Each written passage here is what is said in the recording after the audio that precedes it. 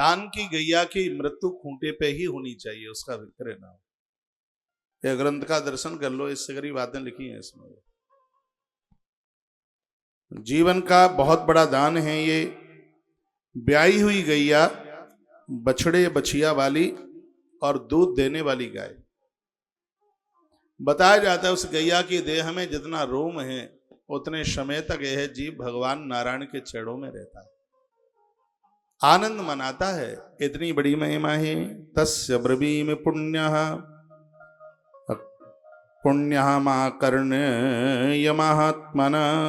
111 number के 2 श्लोक में आनंद कर दिया है। कहा जो दूध देने वाली गऊ को बछड़े के साथ या बछिया के साथ दान करते हैं उसकी कितनी महिमा है। कहा फसल से भरी हुई 7 द्वीपों में जितनी धरती है, संपूर्ण धरती का दान करने से जितना पुण्य प्राप्त होता है, दूध देने वाली बछड़ा या बछिया वाली गैया का दान करने का इतना बड़ा महत्व है। श्लोक बोले देता हूं। सप्त द्वीपा महिम दत्वा सस्यामृत फलम लभेत तत्फलम लभते मर्त्यो धेनुम यक्षिण दो जाते।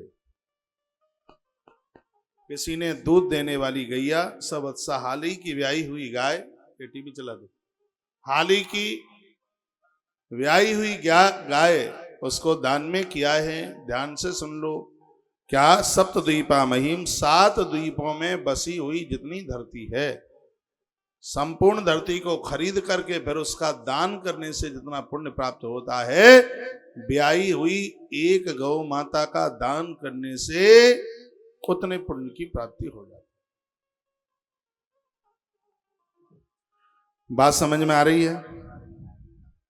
और वो भी फसल से भरी हुई जमीन है, वो फसल से भरी हुई, और फिर उस जमीन का दान किया जाए, ये गोदान का इतना बड़ा प्रभाव है। उसके तत्पश्चात गैया दान की बात कही गई, और फिर क्या कहा? यस्तु वेद विदे धेनु ददादु भयतो मुखिम तस्य पुनरावृत्ति रुद्रलोकात् कदाचन। वर्णन किया है परिवार के सहित जो भी कोई वृषभ का दान करते हैं, नंदी का दान करते हैं, वह हजारों कल्पों युगों तक रुद्रलोक में वास करते हैं, भगवान महादेव के चरणों में रहते हैं। एक और आनंद की मैं आपको बात बता दूं जो इसमें लिखा हुआ है। जिन्होंने अपने जीवन में नंदी दान किया है उनको जीवन पर्यंत शिव पूजा करने का पुण्य प्राप्त होता है। ये बात मुझे आज ही पता लगी है, अभी तक नहीं पता था।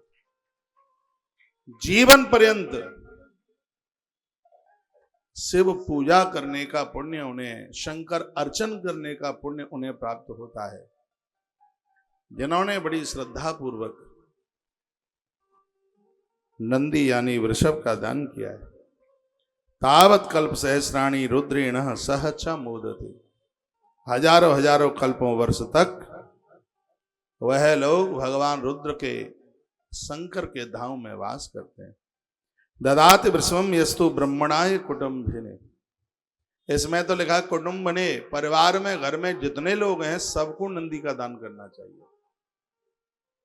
और झूठी है तो आके देख लो, इसमें इस लोग लिखा है जितने हैं घर में 10 लोग हैं तो 10 नंदी का दान करें, 25 है तो 25 एक एक नंदी का दान करें। से पूजा एक ऐसी पूजा है जो मौत को बिगड़ने नहीं देती, अकाल मृत्यु नहीं होने देती।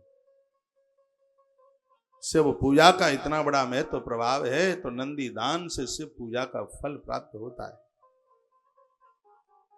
इससे तो कोई वंचित ही ना रहे। जहां भी आपका मन करे वहां नंदी देना, जहां नंदी भूखा ना मरे। दूध देने वाली गायों को तो सब खिलाते हैं, लेकिन नंदी की सेवा तो कोई कोई गौशाला, गौतीर्थ, तुलसी तपोवन गौशाला की तरह हो तो वहीं सेवा होगी, नहीं तो बड़ा मुश्किल है।